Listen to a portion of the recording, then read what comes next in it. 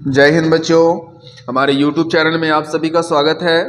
आज जो हम लोग देखेंगे वो क्लास 10 के इम्पॉर्टेंट क्वेश्चन एसएसटी का, इसका पार्ट 3 है। इससे पहले पार्ट 1 और पार्ट 2 जो है आप लोगों को कराया है, जिसमें से सारा इम्पॉर्टेंट क्वेश्चन है, सारा का सारा करवाया गया है। यही क्वेश्चन आपके बोर्ड एग्जाम में रहेगा।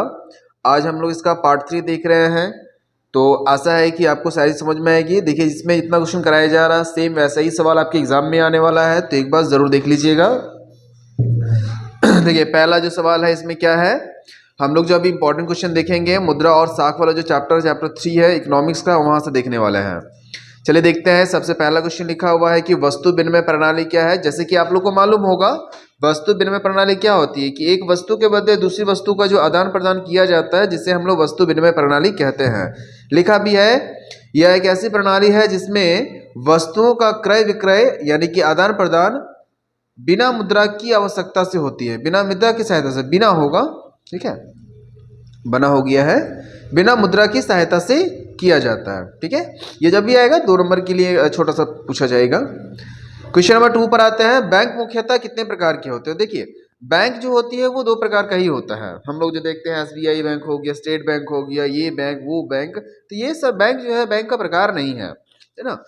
तो बैंक जो होती है वो 2 प्रकार की होती है, जिसमें से एक होता है केंद्रीय बैंक, एक होता है व्यवसायिक बैंक। केंद्रीय बैंक कोई आप लोग का हम लोग सीधा संपर्क नहीं होता है, जिसे आरबीआई कहा जाता है। केंद्रीय बैंक को क्या बोलते हैं, RBI, reserve bank of India, है ना। और जो व्यवसायिक बैंक है, इसके अंतर्गत सारा बैंक आता है। जितना भी हम लोग बैंक जानते हैं वो सारा बैंक इसी के अंतर्गत आता है। यानी कि बैंक मुख्यतः 2 प्रकार के होते हैं, केंद्रीय बैंक और व्यवसायिक बैंक। आशा है समझ में आ रहा होगा। क्वेश्चन नंबर 3 पर आते हैं। व्यवसायिक या व्यापारिक बैंक से आप क्या समझते हैं। जैसे सेकंड वाला पार्ट जो है, व्यवसायिक बोलिए या तो व्यापारिक बैंक बोलिए। तो वैसा बैंक जो लाभ कमाने के उद्देश्य से सेवाएं प्रदान करती है, यानी कि देखिए, जो बैंक अपने लाभ के लिए, अपने फायदे के लिए जो सेवाएं प्रदान करती है, उसे कहा जाता है व्यवसायिक बैंक या तो व्यापारिक बैंक। जैसे कि बैंक ऑफ इंडिया हो गया, एसबीआई हो गया, कैनरा बैंक हो गया, और आईसीआईसी बैंक हो गया, और बहुत सारा जो बैंक होता है उसे कहा जाता है व्यवसायिक बैंक। ठीक है, केंद्रीय बैंक क्या है और हमारे देश में केंद्रीय बैंक का नाम क्या है। तो देखिए, वैसा बैंक जो सभी बैंकों की निगरानी करता है जो केंद्रीय बैंक है वो क्या करता है, सभी बैंकों की निगरानी करता है। तो जो सभी बैंकों की निगरानी करता है उसे हम लोग कहते हैं केंद्रीय बैंक। और हमारे देश का जो केंद्रीय बैंक है उसका नाम क्या है, RBI, reserve bank of India. Question number आते हैं 5 पे। मुद्रा क्या है। मुद्रा यानी कि पैसा। पैसा क्या है। तो पैसा एक्चुअल में एक विनिमय का माध्यम है, जिसके द्वारा हम वस्तुओं का खरीद विक्रय करते हैं। यानी कि मुद्रा जो है एक विनिमय के लिए एक मूल्य मापक है ना, मूल्य का मापक है कि किस वस्तु का कितना मूल्य होना चाहिए। चलिए आंसर देखिए क्या लिखा हुआ है। किसी भी वस्तु के विनिमय के लिए मूल्य के समान मापक को मुद्रा कहते हैं। जो मूल्य का समान मापक होता है उसे मुद्रा कहा जाता है। आगे बढ़ते हैं। वस्तु विनिमय प्रणाली में क्या क्या समस्याएं उत्पन्न होती है। तो आप लोग को अभी बताए थे वस्तु विनिमय प्रणाली क्या होता है कि एक वस्तु के बदले दूसरी वस्तु को देना। तो इसमें क्या होता है कि हमें ऐसे व्यक्ति का चयन करना पड़ेगा जिसके पास वह वस्तु है जिसकी मुझे जरूरत है, और उस व्यक्ति को भी वो चीज जरूरत होना चाहिए जो मेरे पास है।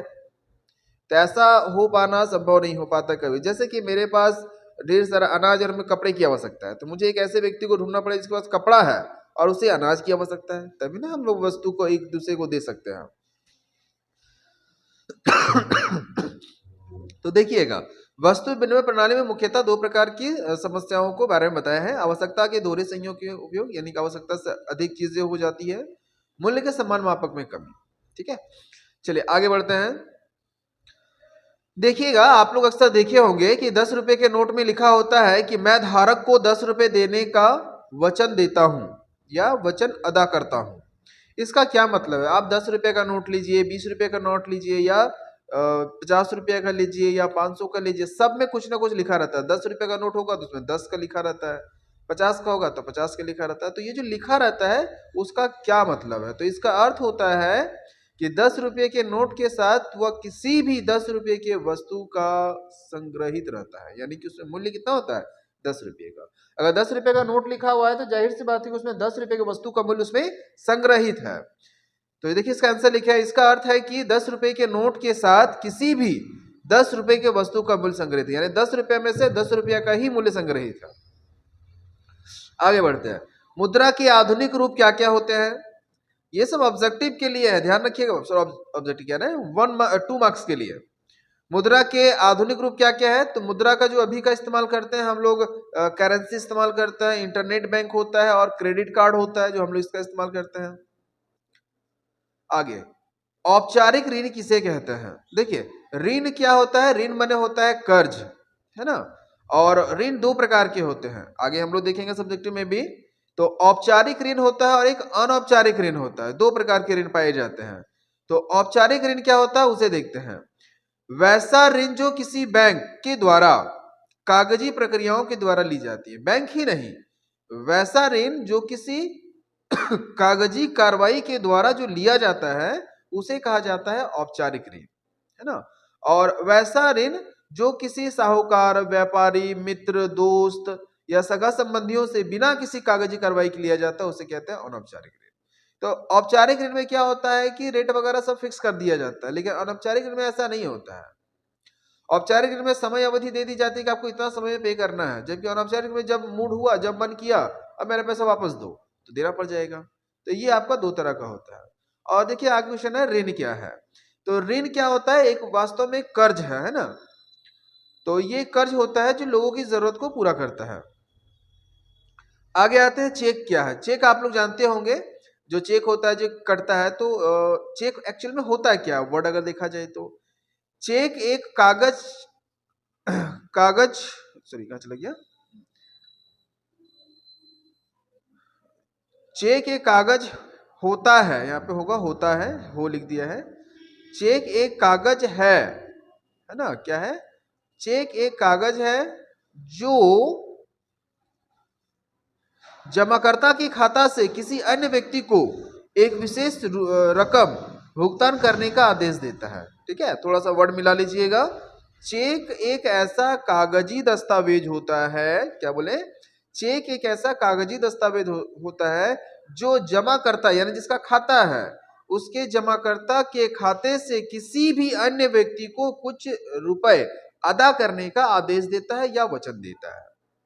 तो आशा है ये आपको समझ में आ रहा होगा। आगे बढ़ते हैं, देखिएगा साख के प्रमुख स्रोत कौन कौन से होते हैं? तो देखिए आप लोग को मालूम होना चाहिए, साख का मुख्यतः 2 स्रोत होता है, औपचारिक और अनौपचारिक। तो कभी कभी पूछ देता है साख के प्रमुख स्रोत का उल्लेख करें या और औपचारिक और अनौपचारिक स्रोत में अंतर बताइए, ऋण के अंतर लिखिए। तो देखिए साख के प्रमुख 2 स्रोत होते हैं जिसे औपचारिक और अनौपचारिक स्रोत कहा जाता है ना। इन दोनों में निम्नलिखित अंतर है। पहला पॉइंट देखिएगा, बैंक तथा सरकारी समितियों द्वारा लिया गया ऋण को औपचारिक स्रोत कहते हैं और व्यापारियों, मालिकों, मित्रों तथा सगा संबंधियों से लिए गए ऋण को क्या कहा जाता है? अनौपचारिक स्रोत कहते हैं। यानी जो हम लोग ऋण लेते हैं बैंकों के द्वारा या किसी सरकारी समिति के द्वारा, जो हम लोग ऋण लेते हैं उसे कहा जाता है औपचारिक, और मित्र, दोस्त, यार, भाई, बंधु या मालिक के द्वारा लिया गया, मालिक से लिया गया कर्ज यानी ऋण, वो क्या कहलाएगा? अनौपचारिक ऋण। क्लियर है? औपचारिक ऋण से जो प्राप्त होने वाला ऋण होता है उसमें समान दर से ब्याज लगता है, जो पूरे देश में एक जैसी होती है। यानी कि अगर कोई सरकारी समिति दे रही है तो वो पूरे व्यक्ति यानी पूरे सभी को एक जैसा देगा। लेकिन अगर अनौपचारिक ऋण है तो इसमें नहीं होता है, जिसको जैसा मन होगा उस तरह से ब्याज लेगा। औपचारिक ऋण से मिले हुए ऋण का लिखित वर्णन होता है और अनौपचारिक ऋण से लिखे हुए ऋण का कोई भी लिखित वर्णन नहीं होता है। तो इसमें अपनी इच्छा अनुसार जो है लोग अपना थोप सकते हैं कि हम इतना दिए थे, उतना दिए थे, क्योंकि कागजी कार्रवाई तो है भी नहीं। तो इसमें श्रमिकों का यानी गरीब लोगों का अधिक से अधिक शोषण होता है। अनौपचारिक ऋण देने वाली संस्थाओं का नियंत्रण आरबीआई करती है। यानी सरकारी तंत्र में जो औपचारिक ऋण देता है उसका पूरा का पूरा नियंत्रण कौन करता है? आरबीआई करता है। जबकि अनौपचारिक ऋण में इसका नियंत्रण किसी निजी व्यक्ति के हाथ में होता है, जितना करेगा उतना टैक्स लेगा, जैसा मन करेगा उसके हिसाब से पैसा लेगा। आगे, औपचारिक ऋण पर ब्याज दर कम होता है जबकि अनौपचारिक स्रोत पर ब्याज दर अधिक होता है। देखिए वही चीज है, औपचारिक ऋण जो सरकारी समितियों द्वारा मिलती है जिसका नियंत्रण आरबीआई करती है उसका ब्याज दर कम होता है। और अगर अनौपचारिक में बात करते हैं तो उसको जैसा सुविधा पड़ेगा, वो जिस तरह से व्यक्ति को देखेगा उस हिसाब से अपना ये संचालन करेगा। तो देखिए आज जो है हम लोग यहीं तक देखते हैं, वीडियो जो थोड़ा लंबा बन जाएगा। तो अभी जो हम लोग देखते हैं यहीं तक सवाल है, अगले सेशन में जो है और भी इंपॉर्टेंट क्वेश्चन जो इसका करा देंगे। तो चलिए देखते हैं। अगला जो इसका वीडियो आएगा उसमें आप लोग का ये चैप्टर और इसके बाद का जो इम्पोर्टेंटली चैप्टर है 4 और 5 का इकोनॉमिक्स का, उन सभी से सारा का सारा इंपॉर्टेंट क्वेश्चन करा देंगे। तो अगला जो वीडियो होने वाला है वो लगभग 1 घंटे का होगा।